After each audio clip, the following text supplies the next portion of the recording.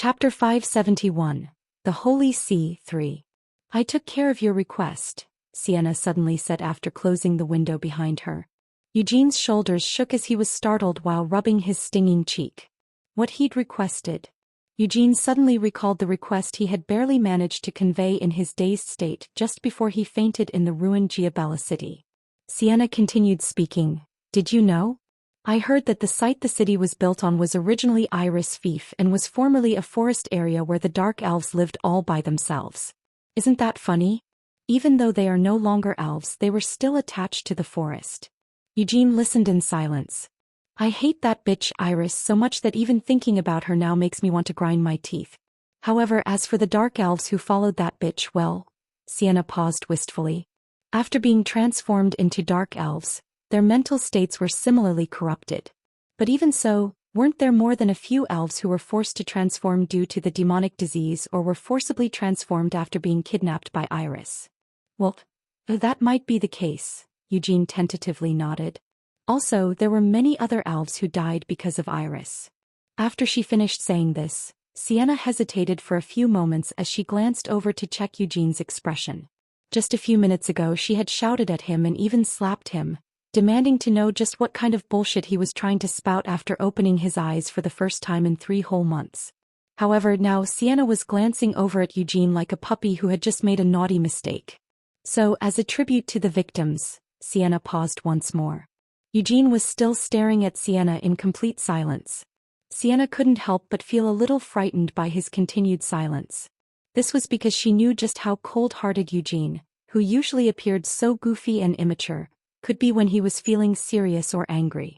I turned the whole city into a forest, Sienna quickly blurted out her confession. Eugene silently processed this. I know that you asked me to erase the city, but still, just think about it. If that large area of land was left completely empty, wouldn't it be a bit, very strange?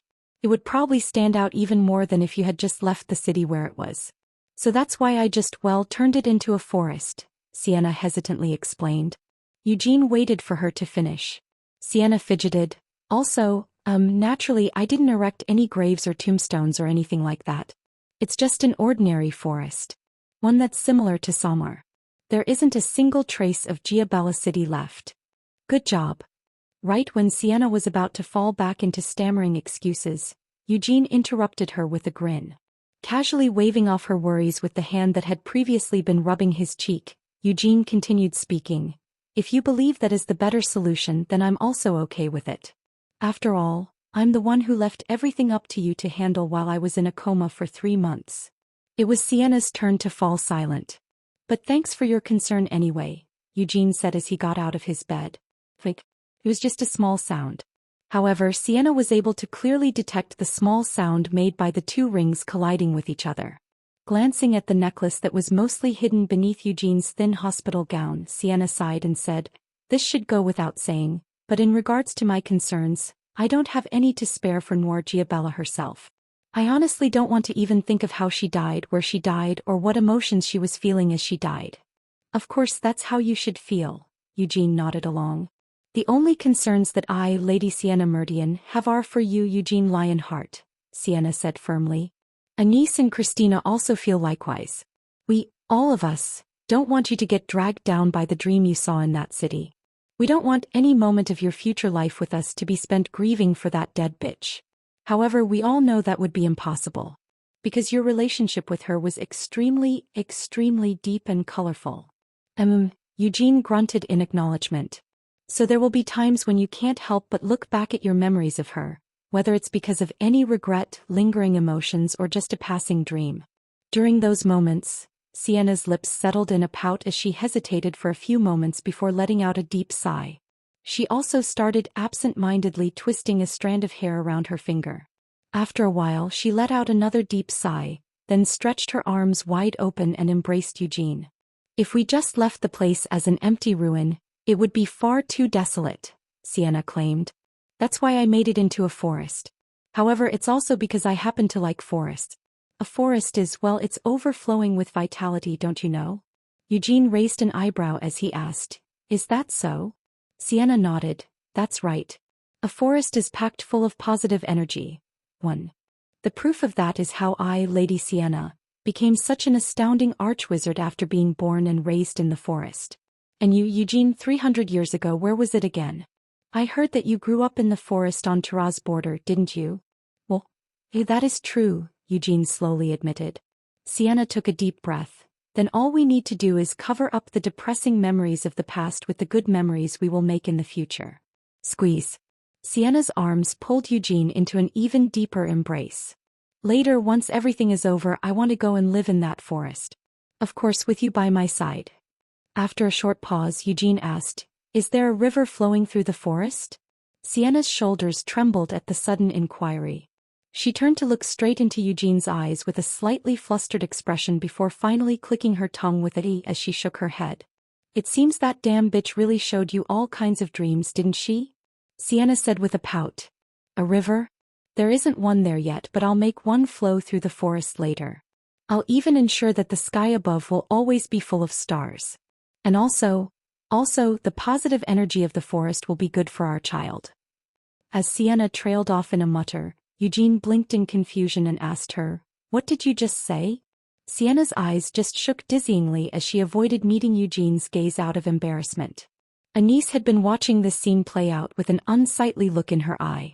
She now clicked her tongue in a similar, as she muttered, "Did you really say that you want to go and live in a forest without anyone else around? Are you planning on raising a family of woodcutters? Or perhaps forest rangers? Sienna, Christina and I did agree with you raising a forest on that piece of land, but we don't want to live there for the rest of our lives. Though it might be fine to put a holiday villa there." "What's wrong with the forest?" Sienna snapped back. Anise just shook her head. "It's only right for humans to live side by side with other humans. Just look at what happened to you and Hamel. After living alone in the forest, you both ended up with personality defects, didn't you?" "I was raised by the elves." Sienna loudly protested. "Elves aren't humans," Anise calmly pointed out. "So what, Anise, are you saying that you don't have any personality flaws because you lived surrounded by other humans?" Sienna challenged sarcastically. Anise shook her head. "No, I admit that my personality has many problematic aspects. But that's because while I was growing up, my surroundings were filled with pieces of trash, not people. That's why I can't allow our future children to go through the same growth processes we did." "Our future children, huh?" Eugene's shoulders trembled slightly in surprise at how casually Anise was able to bring up such topics. However, Eugene was also keeping his silence as he couldn't find a way to refute Anise's argument. Even Eugene himself had to admit that Hamel, who had lived alone in the forest on the border of Taraz after losing his parents, had a mess of a personality. On the other hand, what about Eugene Lionheart? Wasn't Eugene's personality, who had grown up in the quiet and peaceful Jadal estate in Kiel's countryside, under the loving care of his father Gerhard, a lot better? Hadn't Hamel's shitty personality mellowed out greatly after growing up as Eugene? Eugene blinked in realization and said, "Oh, that's right, what about my father?" Having finally thought of Gerhard, Eugene was suddenly filled with concern. Before leaving for Giabella City, he had made sure to brief his father on the general situation, but it was only natural for Gerhard to be worried if his son had been in a coma for 3 whole months. "Since you wouldn't wake up, Christina and I had to work hard to reassure him you'd be okay," Sienna told Eugene. "I helped as well," Anise chimed in. "Though Sir Gerhard probably thought that I was Christina." "Sir Gerhard is still back at the main estate," Sienna informed him. "He did show great enthusiasm to play his part in the coming war, but it seemed a bit inappropriate for him to pick up a sword and stand on the battlefield at this point, don't you think?" The only ones currently staying at the main estate were Ancilla, Gerhard, Princess Isla, the dwarves, and the elves who were still suffering from the demonic disease. Apart from them, all those who lived in the main estate, anyone who had shown a willingness to volunteer as support or who was capable of fighting on the battlefield, had assembled at an outpost on the border near Naren. The same situation also applied to the Knights of the Black Lion, who had only left a single unit and their squires to man their station on Kiel's southern border. On top of that, the collateral lines had also volunteered their support, so it was no exaggeration to say that the entire military force of the Lionheart clan was currently gathered at the outpost near Naren. And it wasn't just the Lionhearts. All the carefully selected elite forces from across the continent had gathered in Naren. Thanks to all of that, Naren was currently being transformed into the busiest military garrison on the continent. Except for the general staff, most of the armed forces have been stationed in Naren. And I just returned from Naren, where I was instructing the Wizard Corps in their training, Sienna revealed.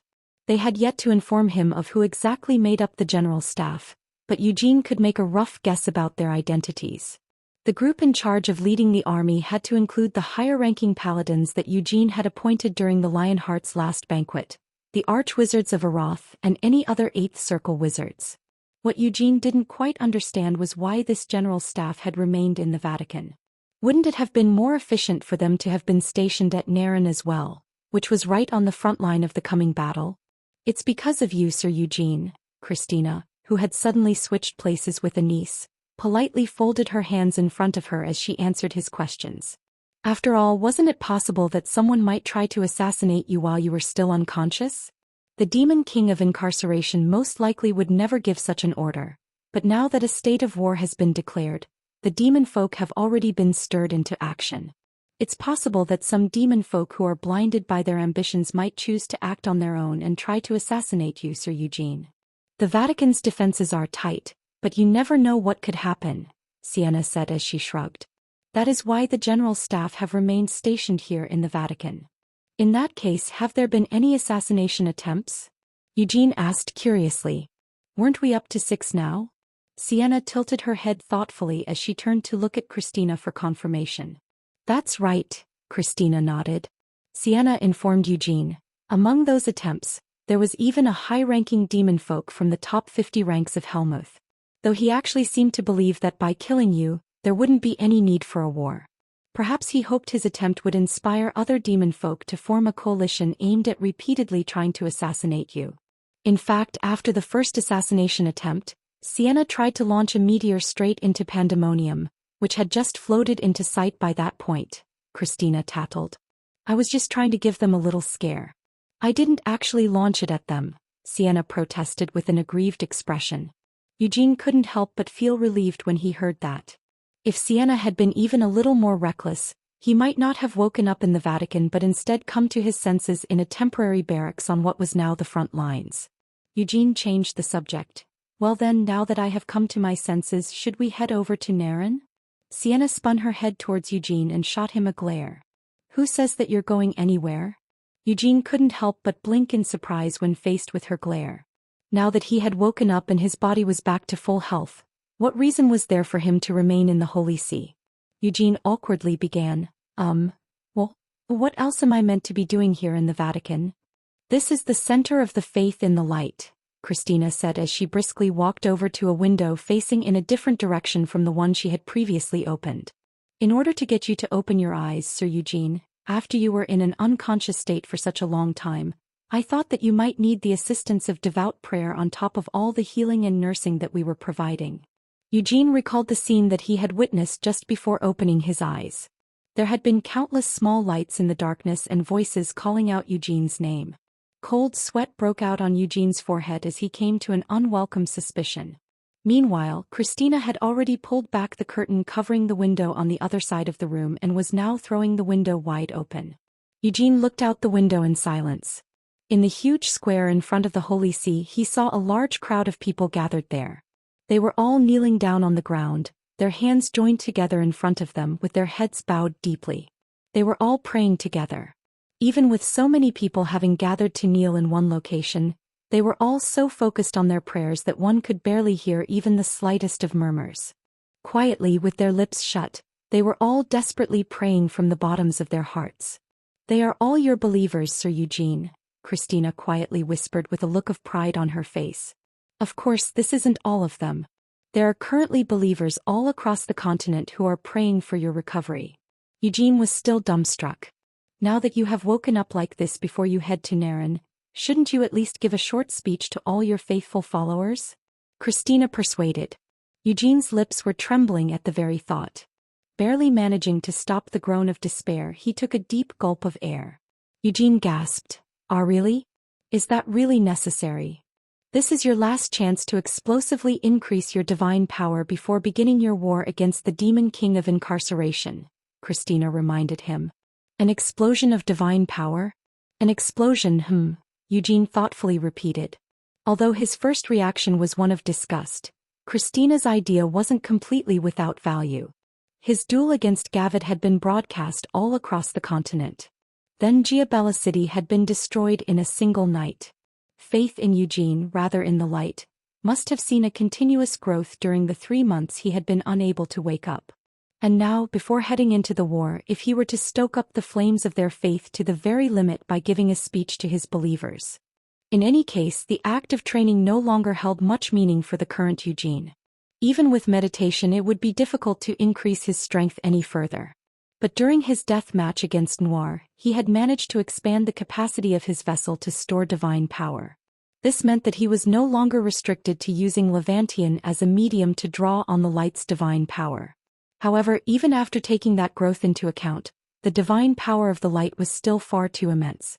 Even if Eugene resonated with the two saints, activated ignition, and became one with Levantian, it was still difficult for him to handle the full divine power of the light. That was why he needed to steal it. What Eugene currently needed was to absorb the faith of the light and make it his own. The divine power accumulated over an immensely long period of time by the light, by that massive divinity that went by many different names, and the divine power that was born from that faith needed to be remade in the image of Eugene Lionheart. This move could not have been used before his battle with Noir, as it had been a private conflict.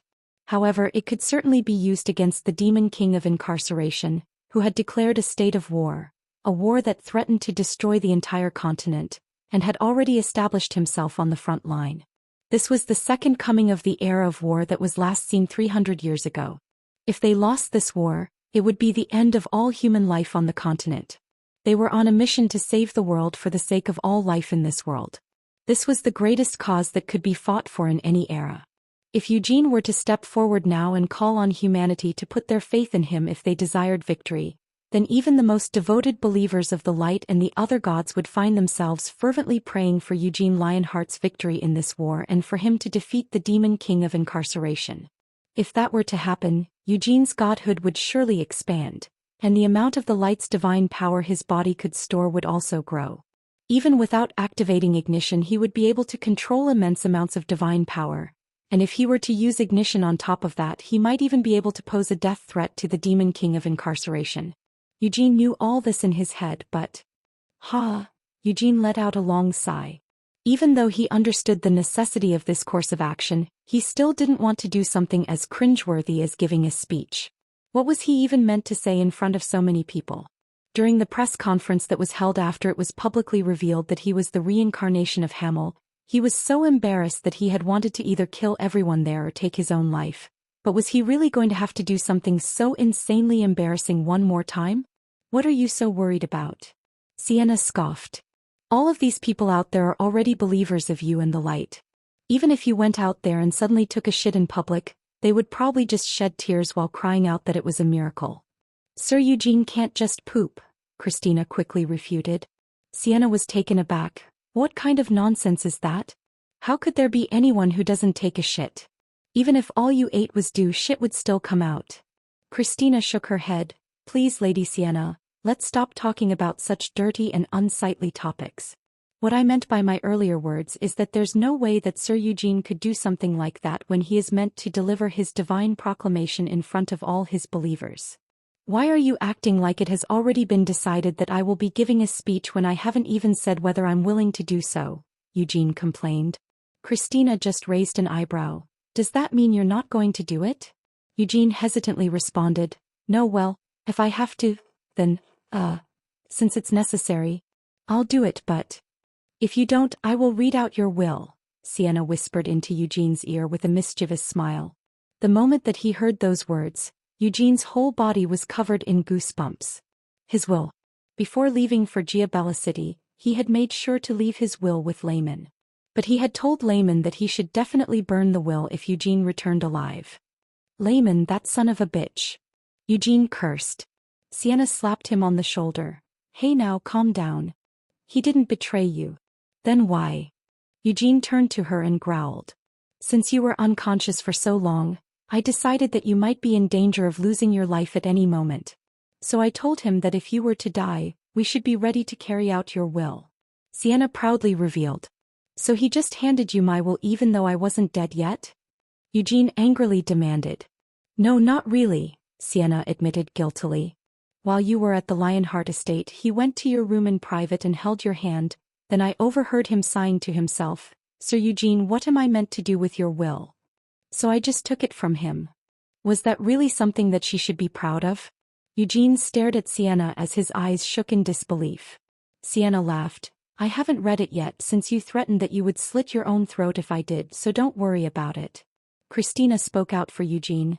Please don't make fun of Sir Eugene when he was so determined to face death that he even wrote down his own will. Sienna scoffed. Like you weren't practically begging me to read even the shortest snippet of the message he left for you in his will. I swear to the light that I have never done such a thing. Lady Sienna, the one you saw doing that wasn't me but Lady Anise. Christina quickly sold her sister out. The speech, Eugene finally spat out through gritted teeth. I'll do the speech, so give me back my will. I want to burn it right now. If you need it, we already have a speech written for you, Sienna said with a bright smile as she pulled out a thick stack of paper from the inside of her robe. This speech was personally written by Carmen Lionheart. What do you think? Are you actually a devil? Eugene asked in shock. Sienna shot him a look. A certain someone caused me a lot of worry after being in a coma for 3 whole months, so don't you think that the fact I'm only getting back at you like this is a sign of how much I care for you? When she put it like that, Eugene couldn't think of any way to refute her. He could only shake off his annoyance by clenching his fists tightly. Then he let out a sigh. Eugene eventually rejected the offer. I don't need a pre-written speech. I'll just say a few short words about whatever comes to mind. Do as you please, Sienna conceded. However, Eugene narrowed his eyes as he tried to stare a hole through Sienna's robe. What happened to the demon eye of fantasy? Sienna's shoulders trembled slightly. Chapter 572, The Holy See 4. Sienna knew that it was only natural for Eugene to ask about the demon eye, but she had never expected him to ask her at a time like this. Sienna's face, which had been smiling mischievously just a few moments ago as she teased him, suddenly stiffened. After hesitating for a few moments, she nodded and said, I already told you back then. I took it with me. That's why I'm asking where it is now, Eugene pressed. After a short sigh, Sienna pulled open the front of her robes. A purple diamond-like gem hung from a necklace hanging around Sienna's neck. Eugene's brow furrowed at this sight. He didn't really think that it would still be in the form of an actual eye, but he was still surprised to see that Sienna would turn it into a jewel and wear it around her neck. But Eugene felt especially surprised because he couldn't feel any unusual energies coming from it, even though the demon eye of fantasy was hanging right in front of him. It's been sealed, Sienna explained. Sealed. Eugene repeated questioningly. It's too hard to control. It's also overflowing with dark power, Sienna said before letting out another deep sigh and gently rubbing her finger against the necklace. With this gesture, it only took a few moments for her to lift the seal. Eugene could immediately see why Sienna had had to seal it and why she had described it as difficult to control and overflowing with dark power. The moment Sienna's magical seal was lifted, the jewel began to give off a bewitching glow. Whoosh! A seemingly endless surge of dark power poured out from the jewel. At the same time, the demon eye of fantasy seemed to activate on its own accord as it began to draw on the flow of dark power. Grumble. As the whole room started to vibrate, everything contained within began to shake. Though this wasn't actually happening in reality, it was all just an effect of the demon eye of fantasy going out of control as it continued to draw on the flow of dark power. With his brow furrowed in concern, Eugene turned his head to look behind him. He wanted to take a look at Christina's expression.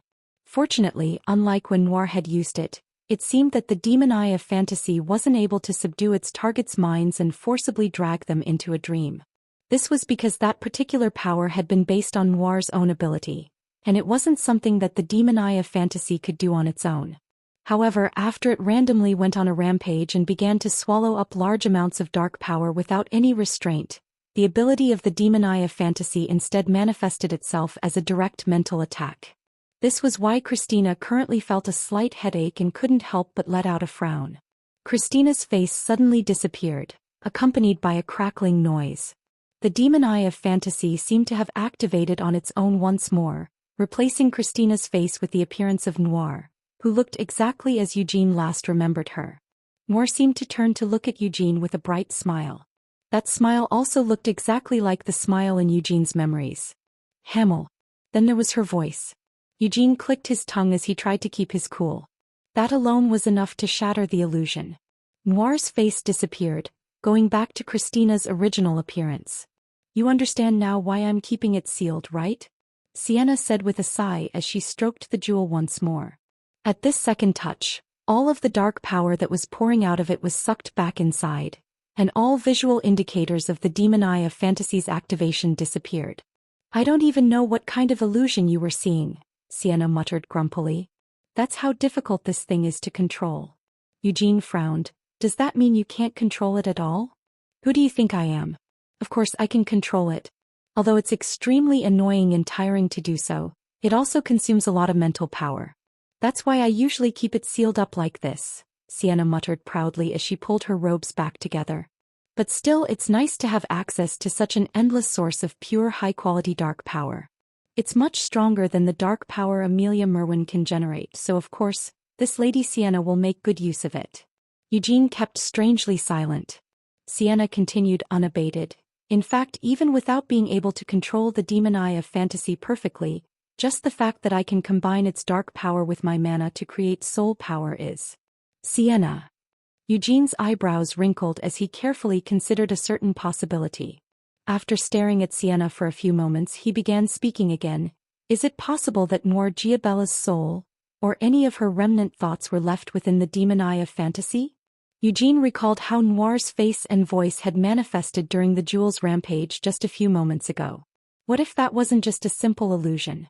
What if some trace of Noir's existence remained within the demon eye of fantasy? Eugene couldn't help but have such doubts. When he finally slew Noir, he hadn't used his divine power or divine sword. As such, Noir's soul hadn't been erased. If one day I am reincarnated like you were, and if by any chance we meet again. The words that Noir had whispered before she died were swirling within Eugene's head. He could have erased her soul. Even if he couldn't use his divine power or divine sword, he could still have used the ominous light of the moonlight sword that had been fused into Levantian. The reason he hadn't used it. In the end, it was because Eugene had also harbored the desire to see the one day that Noir had spoken of. So he couldn't muster up the will needed to erase Noir's soul. Because he didn't want to fully erase her. So in the end, he just took her life. There's nothing in here, Sienna shook her head with a sigh. I know that it might be inevitable for you to have such concerns, but you were there. Noir died right in front of us. Her soul probably went where souls are supposed to go. Well, you do have a past criminal record, Eugene pointed out jokingly with a grin. 300 years ago when I died, who was the one who trapped my soul in this necklace and kept it with them? That's... Sienna blushed. I kept it with me for a reason, you know? It's because of what you wished for with your last words. Because you wanted to be reincarnated into a world where all demon kings had been slain. All right, Eugene gestured for her to calm down. In any case, that damned night demon is well and truly dead, Sienna stated firmly. She might someday be reincarnated as a man, a woman, or even an animal, but that's none of my business. There's not a single trace of her left in the demon eye of fantasy. Then why did it go on a rampage like that? Eugene questioned. Sienna turned the question back on him. Did the moonlight sword go on a rampage because it also had an ego driving it to do so? It went out of control because I'm trying to forcefully control a power that I don't meet the right conditions to use freely. After the moonlight sword was brought up as an example, Eugene got the feeling he shouldn't ask any more questions. Well, indeed, it wasn't like Sienna had had any reason to preserve Noir's soul, and if there really were any traces of Noir left within the demon eye of fantasy, what reason would Sienna have to hide it? If any such traces had remained rather than keeping them intact, Sienna would have destroyed them long ago. You just stop arguing with me and get changed into a proper set of clothes, Sienna frantically ordered. You have to give a speech, remember. Eugene blinked doubtfully. Does it really have to be today? Then what, do you want to do it tomorrow? Or perhaps the day after? Sienna offered sarcastically. After being unconscious for 3 months, are you really going to waste any more time? To think that Sienna would be so naggy after he had just teased her a bit. Feeling aggrieved, Eugene grabbed the bottom of his hospital gown and pointedly lifted it up to his head without any warning, making a show of obeying Sienna's order. At the sight of Eugene's abs, which had grown even more defined due to his prolonged involuntary fasting, Sienna spun her head around and screamed, "Kaya! Kaya! Kaya!" Christina and Anise also let out identical screams. However, the saints didn't turn their heads away, and instead just covered their eyes with their hands. Their fingers were also splayed wide open. "What are you doing?" Sienna snapped, her face blushing red. Eugene shrugged as he said, "What? You told me to get changed." Eugene honestly couldn't understand her reaction. Even going back 300 years ago, Molen had always gone around without any shirts on. And when the battlefield was low on supplies, Hamel had also been forced to wear rags so threadbare it was practically the same as not wearing any clothes at all. Moreover, even in the present day and age, there had been quite a few times when his clothes had been left in an embarrassing state following a battle. "Who told you to get changed in front of everyone?" Sienna complained. She didn't say it out loud, but Sienna also felt embarrassed by her overreaction.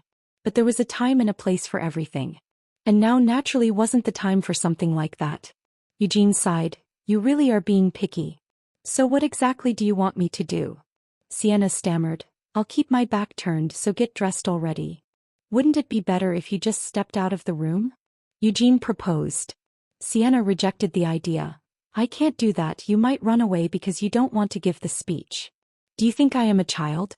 That I would run away just because I didn't want to do something?" Eugene scoffed. Sienna remained firm. "No matter what, I won't leave this room. So just quietly get dressed." The shadows in the corner of the room suddenly rose from the ground. Eugene blinked in surprise for a few moments, wondering what the source of this new interruption was. The fact that he couldn't feel any traces of hostility coming from the shadows, as well as the frivolous conversation that he had just been exchanging with Sienna, distracted Eugene from coming up with an immediate response. "Eugene!" Seal suddenly leaped out of the dark center of the shadows with a loud shout. It wasn't just Seal. There was also Gilead, Guion, Sion and Carmen, as well as Alchester, Ivatar, Ortis, Ivic, Raphael, Honian and all of the archwizards. All of the general staff of the newly formed divine army emerged out of the darkness along with Seal. Looking at the scene in the room, Seal was struck dumb. She had been praying for Eugene to come to his senses and had been using the power of her demon eye of darkness, which could allow her to become one with shadows, to check up on him every day since his return. Only to be greeted with the sight of Eugene's abs. The newcomers also belatedly realized the situation they had just barged in on. With his face stiffened into an expressionless mask, Eugene slowly pulled down the hem of his hospital gown, acting as if nothing had happened. For a few moments, everyone was silent. They had only recently found out that Sienna, who had returned from Naren in a hurry, had rushed into Eugene's room. Following that discovery, the entire general staff had also hurried over to Eugene's room using the power of Seal's demon eye. But now they were faced with the question of why Eugene, who had finally reopened his eyes after being in a coma for 3 months, was trying to take his clothes off in front of Christina and Sienna. Oh my, Melkith began blushing to herself as she cradled her cheeks with both hands. As she slowly sidled back into the darkness she had just emerged from, Melkith hissed, "What are you all doing? Stop being so tactless. Don't you see that we should all head back and stop interfering with the touching scene of how these two ladies planned to welcome the hero who came back from the dead?" Tempest was right, Eugene realized. He should have killed Melkith Elhaya earlier. Eugene glared at Melkith and growled through gritted teeth. "It's not like that." "What do you mean it's not? And even if that really isn't the case, don't you think that Lady Sienna and Saint Christina will be disappointed if you state your rejection so firmly?" Melkith complained. Eugene cursed. "Damn it, I'm saying that you've got the wrong idea." Melkith puffed out her chest. "Damn it? Did you just curse in front of me? Have you forgotten the memories from your childhood just because you've become a god? Don't you remember how kindly your big sis treated you when you were just a cute little human child?" Eugene clenched his fists as he exclaimed, "Aw damn. Again with the cursing? Fine, keep going then. What comes after the damn? It, or you? Huh." Melkith childishly pointed between Eugene and herself. "One." Eugene's fists shook in anger at her obnoxious show. Couldn't he just kill her now? No, Eugene told himself that he shouldn't. Although it was hard to believe it judging by her usual behavior, Melkith could debatably be chosen as one of the strongest humans on the entire continent. Even compared to the rest of the general staff who were all standing in front of Eugene, Carmen might be the only one who could truly match Melkith in power. Eugene silently pondered this fact. A world in which a madwoman like Melkith could arguably be described as the strongest human being on the continent, wouldn't it be better for such a world to be destroyed? A madwoman like that was actually the greatest spirit summoner in the world. Even if it was just for a few moments, Eugene seriously contemplated the thought of erasing everything and starting over again. Tempest's voice was suddenly heard inside Eugene's head. As a spirit summoner, Melkith Elhaya really isn't all that bad. Eugene silently cursed. You bastard, you must be out of your mind. Have you really been corrupted by that woman? Don't be mistaken, Hamel. I still have yet to acknowledge Melkith. However, after giving it some rational thought, I have found that she is not as terrible a human as I initially perceived her to be, Tempest claimed. It seemed that the Spirit King had looked too deeply into the abyss. This thought ran through Eugene's mind as he breathed in deeply, trying to soothe his growing anger. Are you feeling all right? Gilead asked as he hurriedly approached Eugene. It sounds like you're having trouble breathing. It might be better for you to get some more rest. Eugene's breathing had grown rough because he was starting to lose his temper. There was no way that Gilead couldn't have noticed this, but the Patriarch's intention was to resolve this awkward situation as quickly as possible. Oh Radiant Lion, your halo is even more radiant than before, but unfortunately your body has dried up and withered. Carmen, who had simply spoken out of a desire to say the words Radiant Lion, shook her head and sighed. Is it really not that sort of thing? Seal slowly asked as she shot Eugene a suspicious glance. Meanwhile, Cyan let out a deep sigh as he stepped forward to stand beside Gilead, then he opened his arms wide and embraced Eugene. I'm glad you've woken up safely, Cyan said. Ultimately, it seemed that Eugene could still count on his brother. While subtly feeling moved, Eugene reciprocated the gesture, wrapping his arms around Cyan.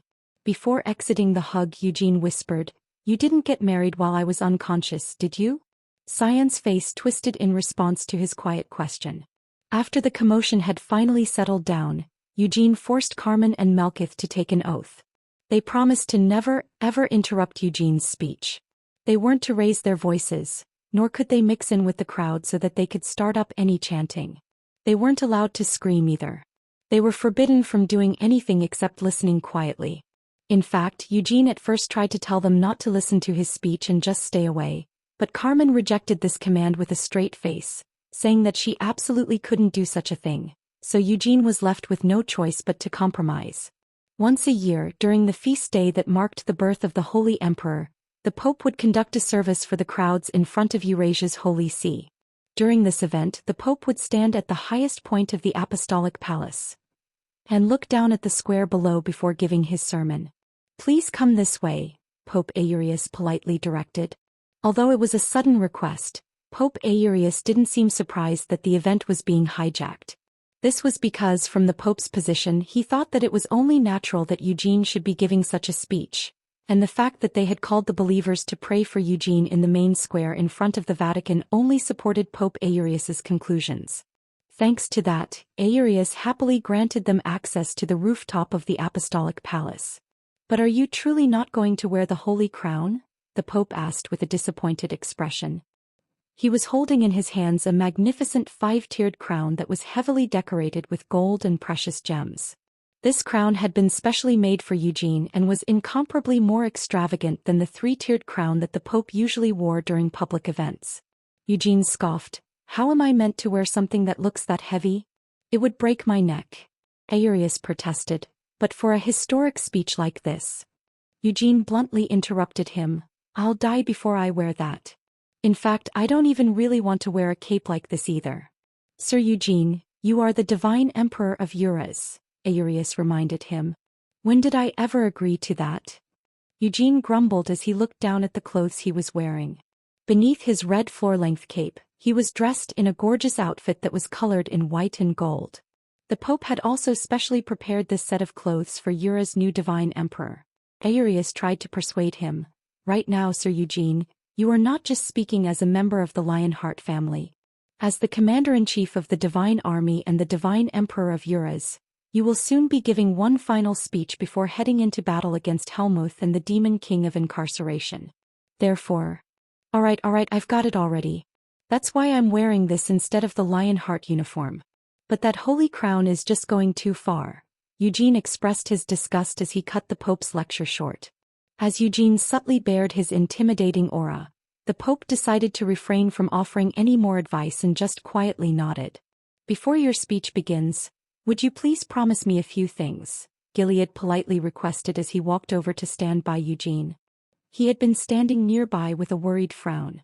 Please, in your speech, please avoid the use of any profanity. Of course I wouldn't do such a thing, Eugene said as he nodded in agreement.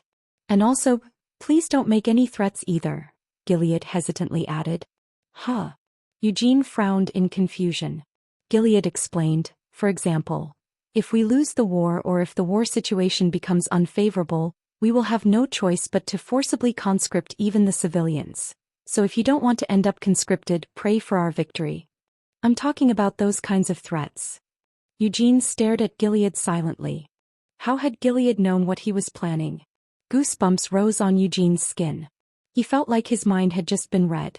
However, Eugene didn't reveal any trace of that surprise in his expression. Of course I wouldn't do that, Eugene blatantly lied. In fact, Eugene had been planning to make a quick getaway after making that threat the key point of his speech. But now he had been directly told not to do such a thing. Then what sort of speech should he give? As Eugene's head was about to start letting off steam from all the work it was doing, Ewa! A loud roar was heard coming from the open door. All of the believers who had been silently praying in the square below had become greatly enthused after hearing that Eugene, who had finally opened his eyes, was about to give a speech. Eugene silently gulped. The longer he delayed, the more excited his believers would become. Would they be wondering just how amazing and moving a speech it must be for Eugene to take so much time to prepare before giving it? The longer he dragged things out here, the worse things would get for Eugene. What was needed now was bold decisiveness and the ability to take action. Taking a deep break, Eugene stepped forward. Christina sighed with an ecstatic expression as she lifted the trailing hem of Eugene's cape. As the saint for both Eugene and the light, she kept her head bowed deeply as she followed behind Eugene. They walked out onto the rooftop. The closer they got to the railing that overlooked the square, the louder the cheers grew. At the same time, Eugene could also feel a burning heat rising inside his chest. This feeling was coming from the continuous growth of his divine faith. Christina was right. Giving a speech here and now was sure to expand the capacity of Eugene's divine vessel. Eugene's lips parted soundlessly. Though his head recognized the value of what he was doing and his body could sense the benefits, his thought processes didn't seem to be functioning properly. Just what was he meant to say to them? But he no longer had any time to ponder that question. Eugene had already arrived in front of the railing. Since the large plaza had already been filled to capacity, people had even started filling up the nearby roads just to see him. All of the nearby buildings also had people leaning out of their windows and crowding their rooftops. For now, Eugene just needed to say something. Even though Eugene was speaking softly, measures had already been taken to amplify the sound of his voice. Eurasia wouldn't be the only city listening to his speech. Before Eugene had even opened his eyes, preparations had already been underway for him to give a speech. Currently, Eugene's speech was being broadcast across the entire continent, just like his duel with Gavid. Damn it, Eugene silently cursed to himself. Maybe he should have at least kept a copy of Carmen's speech in his pocket. He hadn't read the contents of her speech, but even if it wasn't something that no one in their right mind would dare to write, it would at least have to be somewhat appropriate for the situation, right? However, it was too late for regrets. Eugene continued speaking. Hamill's reincarnation. Eugene Lionheart. Even though all he had said was his name, the crowd immediately responded with cheers. The Radiant Lion. Watching from the rear of the crowd, Carmen whispered amidst the loud cheering. The Divine Emperor, Raphael murmured. Even Alcester found himself mumbling, Commander-in-Chief of the Divine Army. But Eugene couldn't bear to continue introducing himself with any of these prestigious titles, so he just continued with his speech. While I was asleep, a lot has happened. The demon king of incarceration and pandemonium have descended onto the border in preparation for the war, while the demon king's castle Babel is flying high in the skies above. Right now Eugene just wanted to go home. Or else escape towards the battlefield. The end of the oath that has lasted for 300 years is approaching. Soon war will break out. It must be fought for the sake of the world. But now that things had turned out like this, it couldn't be helped. But to be honest, rather than fighting for the sake of the world, I just really want to kill the demon king of incarceration. That was the case 300 years ago, and it's still the case even now. It would be better just to lay the truth out directly than to give any false promises. To those of you who have never once picked up a sword in your life, I won't tell you to hold a sword and head to the battlefield. Instead, you should just pray for the safety of the world. No, pray for yourself. That would be of more help than anything else you could do. Eugene didn't think of this as being much of a threat. Pray for the victory of the alliance. The crowds were silent. Pray that I will kill the demon king of incarceration. At some point the cheering had stopped. And pray that I will be victorious. Eugene abruptly spun around. His eyes met with Christina, who had let go of his cloak and was staring at him with her jaw dropped. Eugene pretended not to notice her expression and hurriedly walked away from the railing, looking almost like he was running away. His speech, if it could even be described as that, had ended with this call for prayer. Ewa. However, his believers still exploded in cheers behind him. 1. The original text uses a pun that doesn't translate literally. The word that Eugene curses with comes in 2 syllables. Eugene gets out the first syllable before Melkith interrupts him. The second syllable can be spelled in 2 different ways depending on inflection, but they both mean the same thing. These 2 different ways on their own translate literally as arm and foot. So in the original Korean text, Melkith shakes her arm and then her feet, teasing Eugene as to which one he is going to use. 2. The Pope's official residence. Chapter 573. The Divine Army. 1.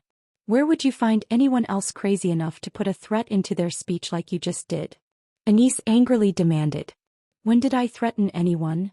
Eugene protested. Anise had scolded Eugene immediately after they had left the rooftop, but Eugene felt genuinely wronged.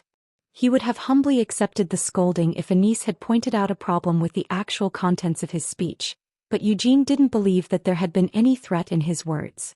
Anise frowned. You told them that if they didn't want to take up the sword, they needed to pray for your victory. What was that if not a threat? You only heard that as a threat because you're way too negative, Eugene accused. I didn't have the slightest intention of threatening them. And what's so wrong about asking them to pray for my victory? Your attitude was so rude, Sienna reproached as she clicked her tongue and shook her head. She had been listening quietly from the side. What's with telling them to pray that I will be victorious? You should have at least added a please before that. Eugene sniffed. What would be the difference? It's not just a difference of a single word. It's a sign of your sincerity. In fact, even if you had to get on your knees and beg, it still wouldn't have been enough, Sienna claimed. Eugene protested. What have I done that's so wrong or offensive that I need to kneel and beg, huh? Do you really want me to kneel in front of so many of my believers, start crying big fat tears and shout, please? Please pray for me. I wasn't trying to go that far, but after hearing you describe it like that, I kinda want to see you acting like that at least once before I die, Sienna confessed. That will definitely never happen, Eugene promised as he untied the red cape hanging off his shoulders. Divinity isn't something that you can grow by begging for it.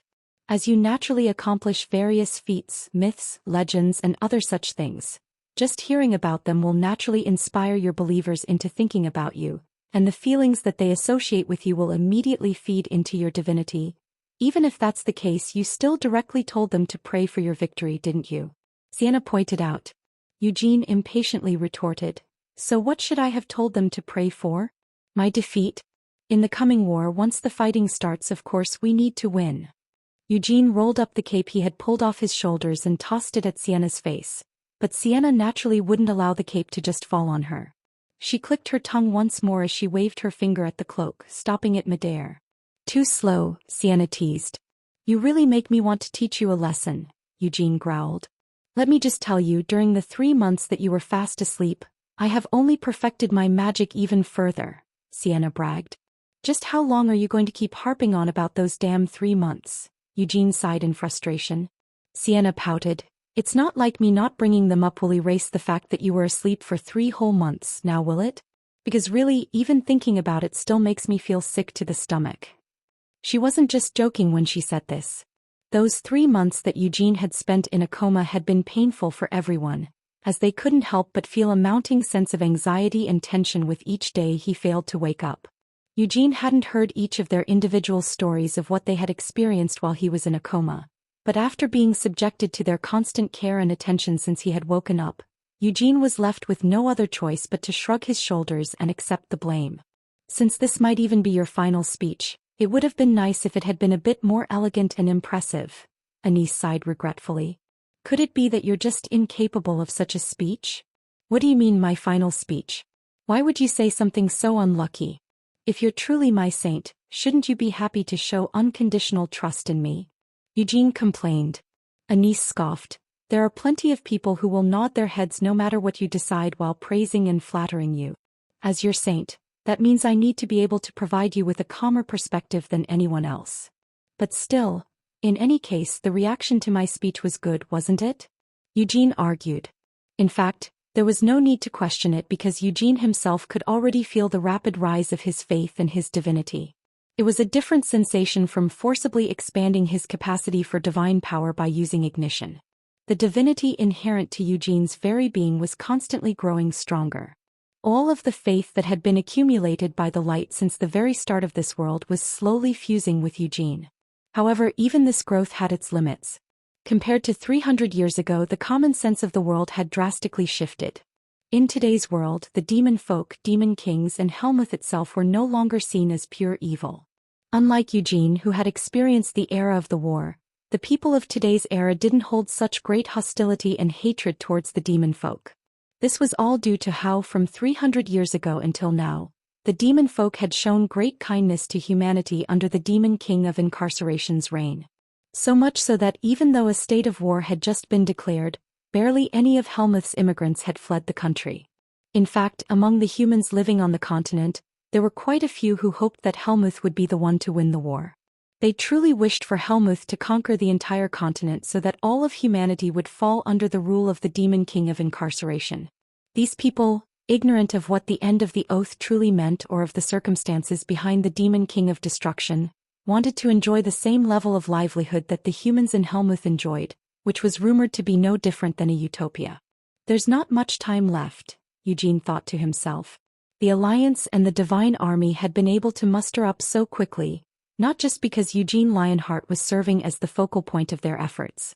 It was because Helmuth had been the first to declare a state of war, and then Pandemonium and Babel as a whole had been flown to the border to establish a front line.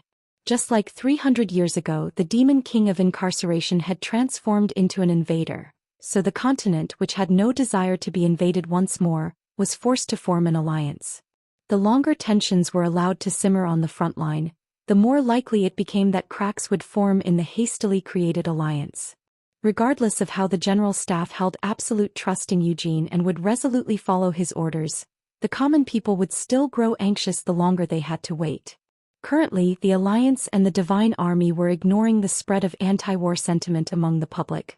But if the anti-war sentiment was given time to spread from country to country, the Divine Army's strength would be weakened before the war could even fully break out.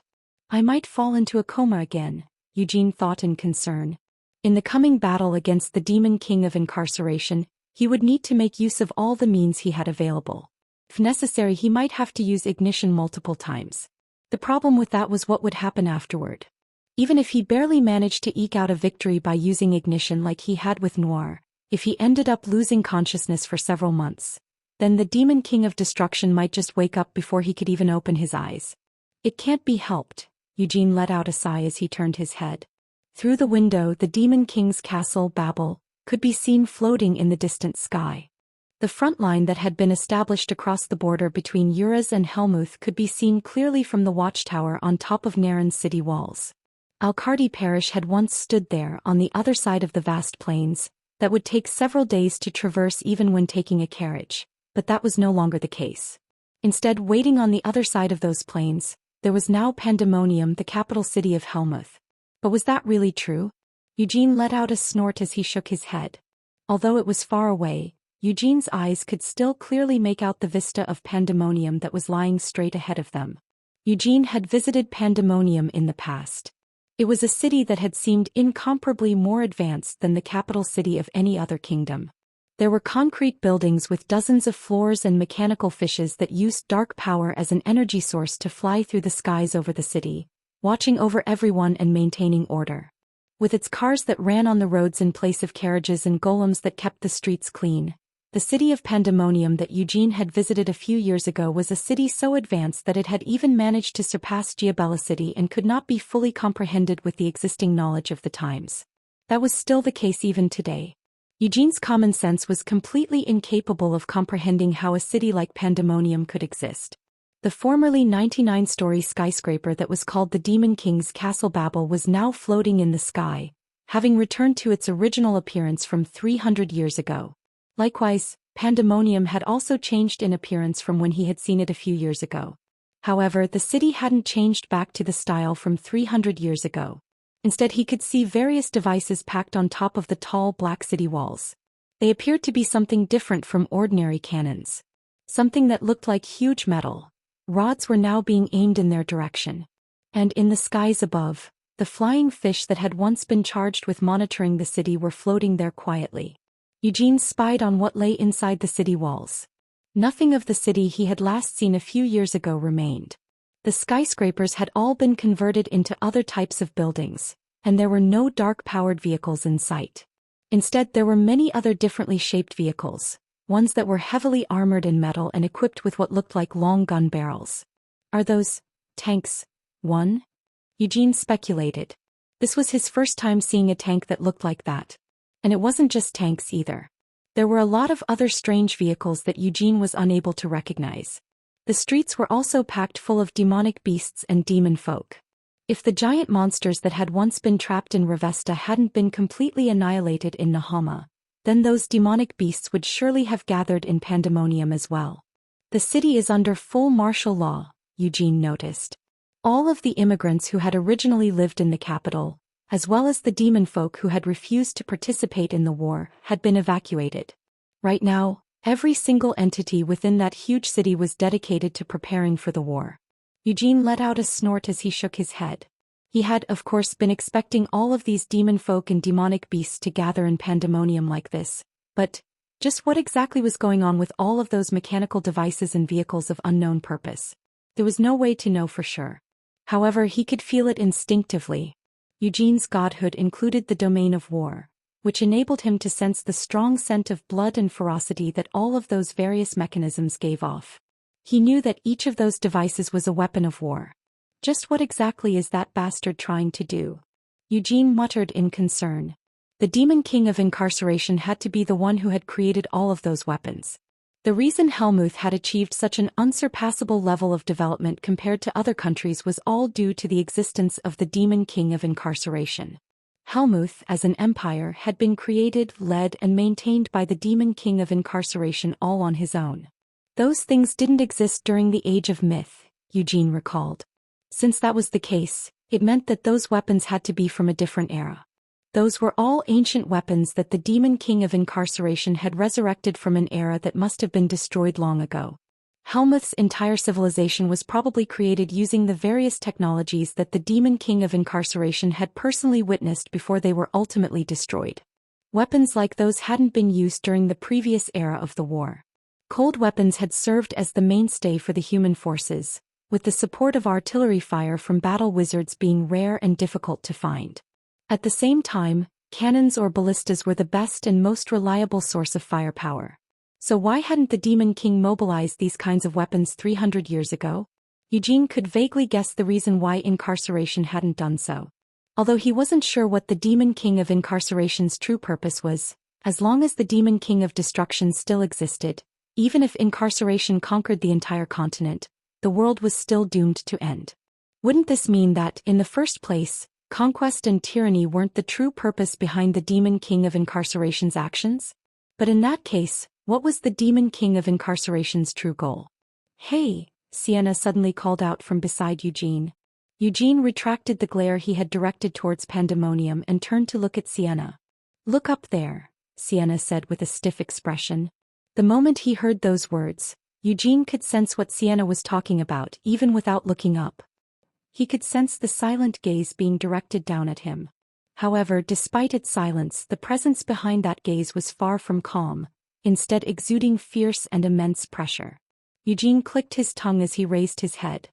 High up in the sky, the Demon King's castle Babel was floating completely motionless. Eugene saw the Demon King of Incarceration standing atop the castle's walls. The Demon King wasn't looking at the army gathered on the ground below him. Right now, the Demon King of Incarceration was staring directly at Eugene. "Ha!" Eugene let out a huff, his shoulders trembling from the weight of that stare. The Demon King of Incarceration's current gaze was far removed from his usually expressionless demeanor. Right now, the Demon King of Incarceration was clearly expressing an emotion as he looked down at Eugene. It was anticipation. The Demon King of Incarceration was glaring down at Eugene as if eagerly expecting something from him. The Demon King didn't say anything. Everything was being conveyed through his gaze alone. However, as he felt this expectant gaze that didn't have even the slightest trace of Incarceration's usual boredom and weariness, Eugene grinned. For a few moments, Eugene and the Demon King of Incarceration just stared at each other like this. But soon the Demon King of Incarceration turned around. The chains that were draped down his back like a cloak wrapped around the Demon King's body, and soon afterward he disappeared. In place of the disappearing Demon King of Incarceration, a shadow arose. Someone then proceeded to walk out of that wavering shadow. It was the former Black Tower Master and current staff of Incarceration, Balzac Ludbeth. He stood on one of the parapets on the castle wall and looked down at them. The eyes behind the transparent lenses of his glasses were drawn into smiling curves. Balzac leapt off the parapet. He flew through the air in a controlled manner, but he wasn't descending into Pandemonium. Instead, Balzac was approaching the walls of Naren, heading to where Eugene and Sienna now stood. Eugene was so dumbfounded by Balzac's actions that he unconsciously spat out, "What is that bastard thinking? Just how thick-skinned and confident must he be to approach them like this openly?" Eugene's startled reaction was actually rather calm. Standing next to him, Sienna immediately stretched out her index finger and pointed at the Black Wizard when she saw Balzac flying over to them. Crackle. Sparks of mana spat out from the tip of Sienna's finger. A huge amount of mana was compressed in a single instant before flying off of her fingertip. Boom. A ray of light shot out from Sienna's fingertip, accompanied by a loud roar. Eugene hadn't expected that Sienna would suddenly fire off a spell like this. He felt his jaw drop as he turned to look at Sienna. "What?" Sienna asked with a calm expression. "That's what I should be saying. What do you think you're doing?" Eugene demanded. Sienna casually shrugged. "You know full well what you just saw. I just fired off a spell at that bastard Balzac." "But why?" Eugene protested. "He was coming this way.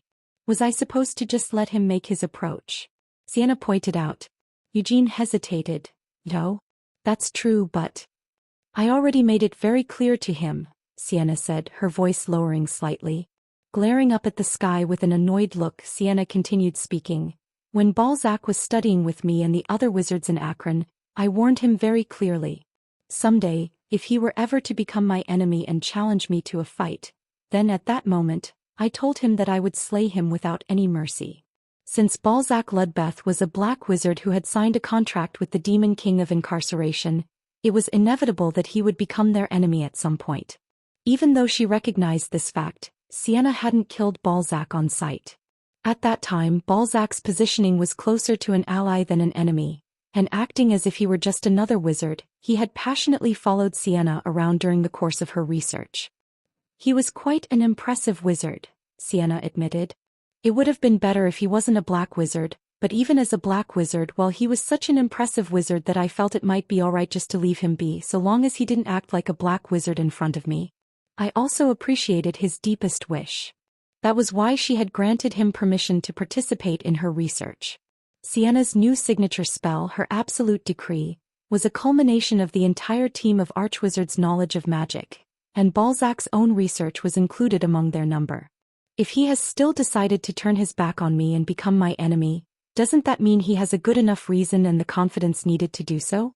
If he can't deal with a spell of this level at such a distance, then he's not even worth treating as an enemy, Sienna scoffed. In Sienna's opinion, the spell she had fired off just now was both low-powered and weak. Of course, that was only based on Sienna's standards. Eugene let out a snort as he turned to look ahead. The ray of light that Sienna had emitted had already raced through the sky and was closing in on Balzac. It was at that moment that one of the weapons that had been installed on Pandemonium's city walls began to move. Boom boom boom. A metal rod was shot out, accompanied by a loud roar. Though it was fired off like how a ballista would fire its arrows, that thing definitely didn't look anything like an arrow. A tail of flames shot out of its rear end as it cut through the sky. Even Sienna couldn't help but widen her eyes into circles and let out a surprised yelp. What is that? Balzac, who seemed similarly surprised by the loud noise that had suddenly erupted from behind him, flinched as he turned around to look backward. Eventually, he let out a sigh and quickly flew through the sky. The metal rod that had been launched from the city walls passed through where Balzac had just been floating. It was fast. Or at least that was the initial impression that Eugene got from it. It didn't seem like it was powered by magic, but it was much faster than most common spells. But what about its power? Eugene felt more curious about the power of those ancient weapons than he was about Balzac, who was still floating towards them in the sky. Sienna, stop chasing Balzac and send something to intercept that rod, Eugene ordered. Now that it had been fired at them, Eugene wanted to confirm its power. Sienna nodded as she bestowed her previous spell with the blessing of her absolute decree. The ray of light that had been weaving through the air as it tried to attack Balzac settled down and began to fly in a straight line toward the rod. The two attacks collided. Boom. An explosion erupted with such a loud noise that it felt as if the sky was going to be torn into two. It was such a large explosion that a whole chunk of the ground below was overturned, and even from here faint vibrations could be felt rumbling beneath their feet. What's the status of your spell? Eugene asked.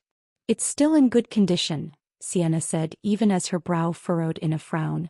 The power of the explosion had certainly felt impressive, but that hadn't been enough to cancel out or destroy Sienna's spell. The explosion didn't have the power or sophistication to neutralize one of Sienna's spells. However, the problem lay with the rod's combination of both power and numbers. There appeared to be hundreds of such weapons lining the city walls. What if they were all shot out at the same time? The general staff of the Divine Army might be able to withstand an explosion of such power, but there was no way that the ordinary soldiers would be able to resist. Take back your spell for now. After all, it seems like the Demon King is warning us not to attack Balzac, Eugene muttered as he prepared to meet with Balzac. After having risen to a height that was outside the radius of the explosion, Balzac was heading their way once more. Unlike when he first started his approach, this time Balzac was vigorously waving both of his arms above his head. It was an obvious hand signal telling them not to attack. Do you want to call him over and kill him when he gets close? Sienna guessed. It seems you really want to kill him, Eugene observed. Sienna raised an eyebrow as she said, What? Do you not want to kill him? No, I also want to kill him. However, before we kill him, let's hear what he has to say, Eugene said as he glared at Balzac. As if he felt that waving his arms like that still wasn't enough, Balzac started shouting in an uncharacteristically loud voice, Please don't shoot. 1. Not sure how Eugene even knew the word tank. Maybe Aroth has some kind of medieval magic-powered version of a tank?